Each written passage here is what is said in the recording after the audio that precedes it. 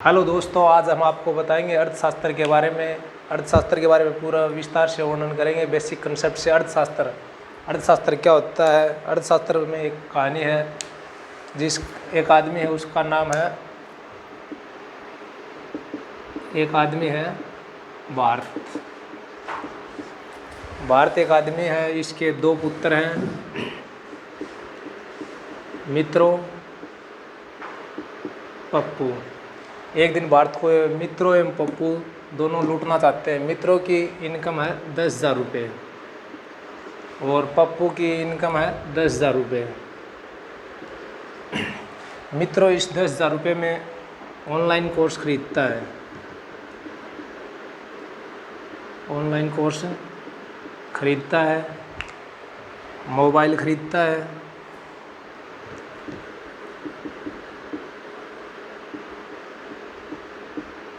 मित्रों 10,000 रुपये में ऑनलाइन कोर्स खरीदता है, मोबाइल खरीदता है और पप्पू 10,000 रुपये में डोरेमोन खरीदता है और जेसीबी लाता है और छोटा भीम देखता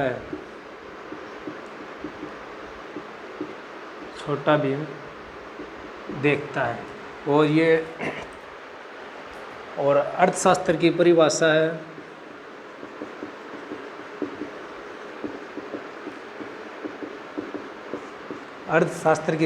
है, सीमित साधन असीमित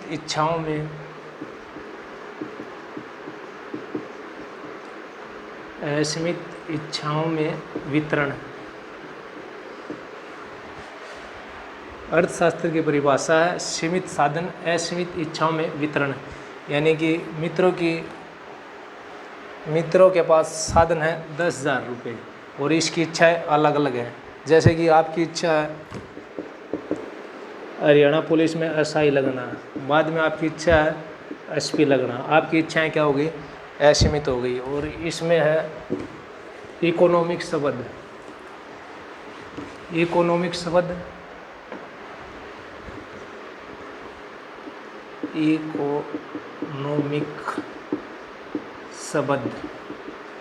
इकोनॉमिक शब्द यूनानी भाषा से लिया गया है।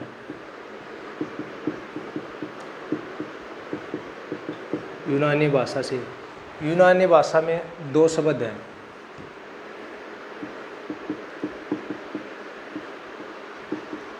यूनानी भाषा में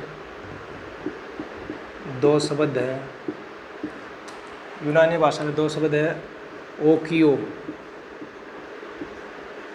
ओकियो का शाब्दिक अर्थ है घरेलू।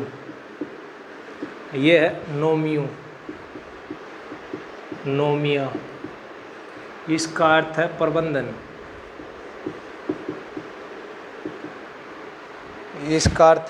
प्रबंधन। और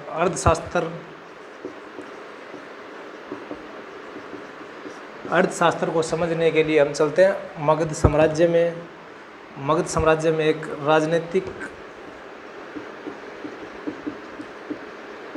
अर्थशास्त्र को समझने के लिए हम चलते हैं मगध साम्राज्य में। राजनीतिक विज्ञान के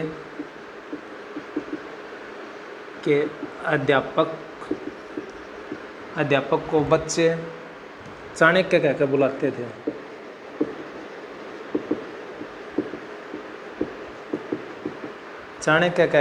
थे। और चाणक्य का एक दिन आधार कार्ड गुम हो जाता है और आधार कार्ड गुम होने के बाद उसमें आधार कार्ड में इसका नाम पाता है कौटिल्य।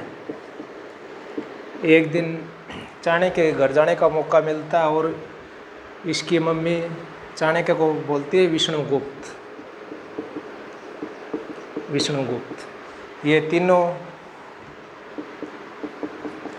ये तीनों एक ही आदमी के नाम हैं, चाणक्य, कौटिल्य, विष्णुगुप्त। और अर्थशास्त्र का जनक कहा जाता है चाणक्य को।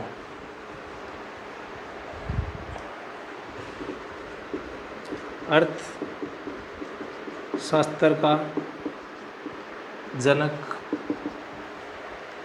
का जनक है चाणक्य।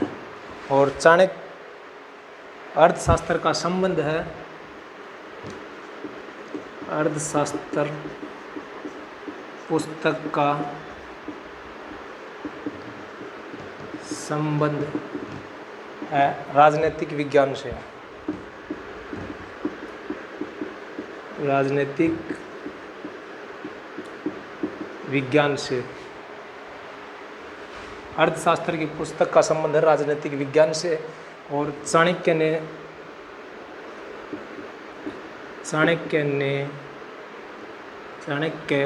ने नंद वंश की समाप्ति की। चाणक्य ने नंद वंश की समाप्ति की और नंद वंश के बाद चंद्रगुप्त मौर्य का शासन शुरू हो जाता है। फिर भारत में आ जाती हैं योजनाएं। भारत में आ जाती है योजना 1928 में एक देश है USSR, संयुक्त सोवियत संघ। इस देश में होती है स्टालिन की सरकार।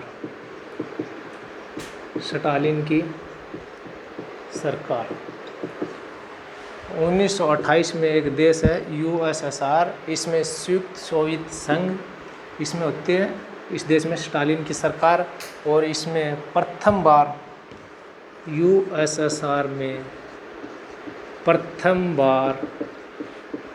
पंचवर्षीय योजना का वर्णन किया गया। USSR में प्रथम बार पंचवर्षीय योजना का वर्णन किया गया। फिर होता है 1930 टू 1933। 1930 टू 1933 में प्लांट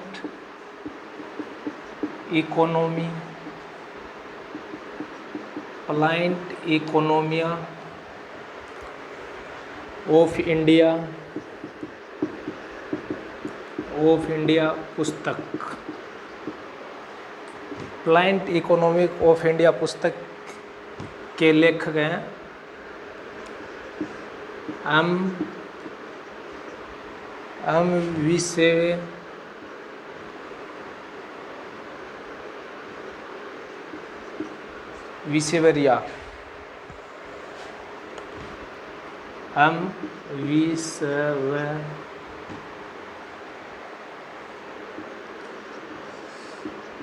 विसेवरिया। और इसको विसेवरिया को भारतीय योजना का जनक कहा जाता है। भारतीय योजना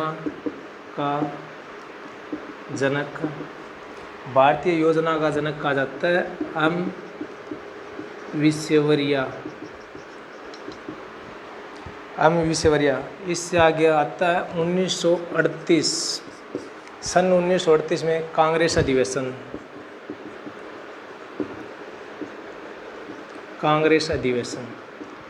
सन 1938 में कांग्रेस अधिवेशन।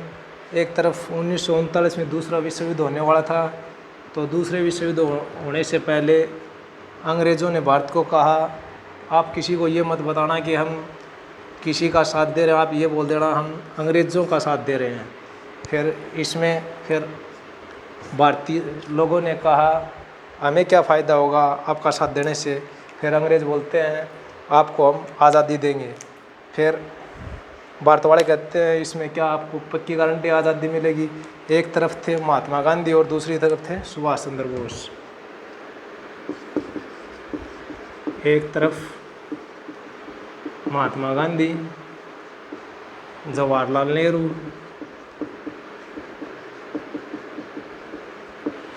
दूसरी तरफ सुभाष चंद्र बोस। इस राष्ट्रीय कांग्रेस अधिवेशन में जब वोटिंग होती है तो सुभाष चंद्र बोस को अध्यक्ष बना दिया जाता है। 1938 में कांग्रेस 1938 में कांग्रेस के अध्यक्ष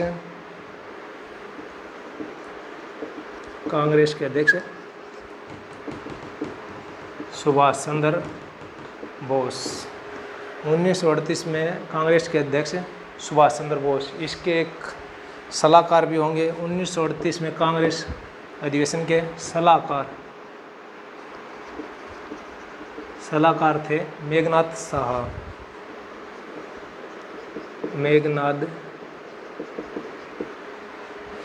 साहा। फिर 1938 में राष्ट्रीय योजना शुरू हो जाती है।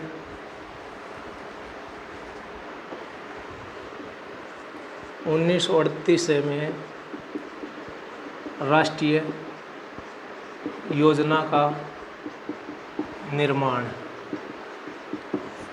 1938 में राष्ट्रीय योजना का निर्माण सुभाष चंद्र बोस।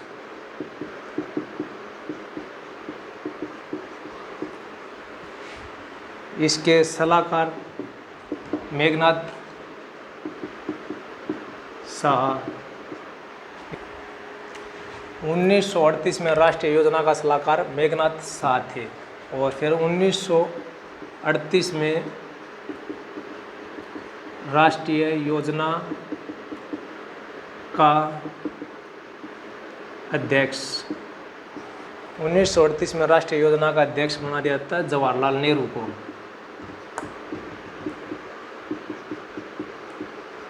जवाहरलाल नेहरू की मृत्यु हो जाती है 1964 ईस्वी में। और 1944 ईस्वी में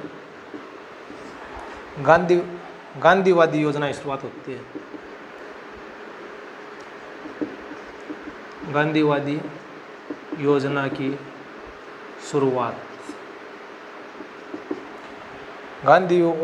शुरुआत होती है। इसकी शुरुआत का जनक एस.एन.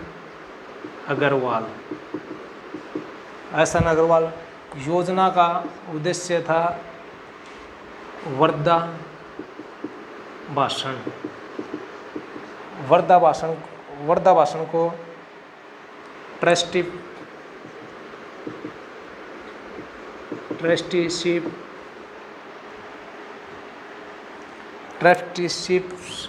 के सिद्धांत। ये 1944 ईस्वी में गांधीवादी योजना की शुरुआत हुई। इसके जनक थे एस.एन. अग्रवाल। और इस योजना का संबंध था वर्धा भाषण क्या था? इसमें ट्रस्टीशिप के सिद्धांत का जिक्र किया था। महात्मा गांधी ने इसमें कहा था कि जिस व्यक्ति के पास मूलभूत आवश्यकताएं हैं उनके बाद खर्च करने के बाद जो पैसा बचता है उसको विकासशील कार्य में लगाया जाए। फिर इसके बाद आता है 1944 में बॉम्बे प्लान। 1944 में आता है बॉम्बे प्लान के निर्माता थे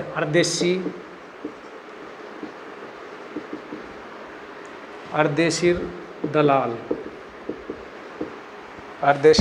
फिर इसके बाद 1947 में भारत आज़ाद हो जाता है। फिर आता है 1949 में एक समिति बनी। 1949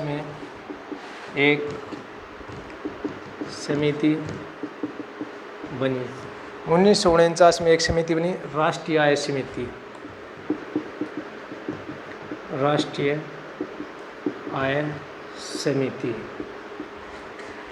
आय समिति बनी। इसका फिर एक अध्यक्ष भी होना चाहिए। और 1949 में राष्ट्रीय आय समिति बनी। इसका अध्यक्ष प्रसाद चंद्र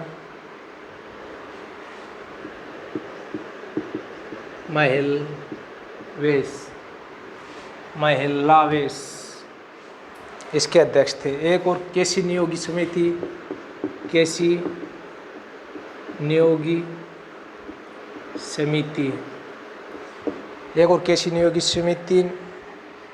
कहती है योजना आयोग लागू होना चाहिए। योजना आयोग लागू होना चाहिए। केसी नियोग समिति 1949 में बनी। इसने एक डिमांड रखी कि योजना आयोग लागू होना चाहिए और भारत में योजना आयोग की शुरुआत योजना आयोग की शुरुआत 1950 में हुई। आज के लिए दोस्तों इतना काफ़ी। आपको जब वीडियो अच्छी लगी हो तो लाइक और सब्सक्राइब ज़रूर कर देना।